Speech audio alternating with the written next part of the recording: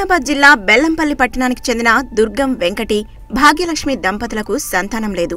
ఆర్టీసీలో ఉద్యోగం చేస్తున్న వెంకటికి మొదటి నుంచి సేవ చేయడమంటే ఇష్టం. తమకు సంతానం లేకపోయినా ఆ దంపతులు ఏమాత్రం బాధపడలేదు. అనాథలకు ఆసరా కల్పిస్తూ వారినే దేవుడిచ్చిన పిల్లలుగా భావించారు.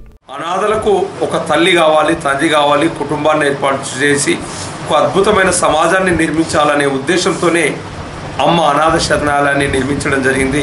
దానిలో ప్రతి ఒక్కరు కూడా వారి తల్లిదండ్రుల ప్రేమను పొందుతున్నారు.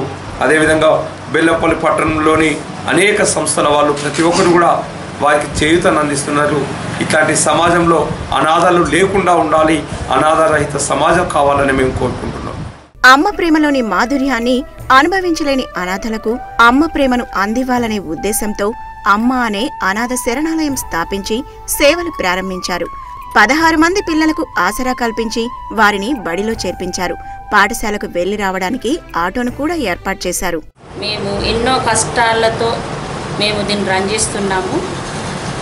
వీళ్ళకి అన్ని సదుపాయాలు, ఫస్ట్ విద్య అందిస్తున్నాము, బట్టలు అన్నీ మేమే చూసుకుంటున్నాము.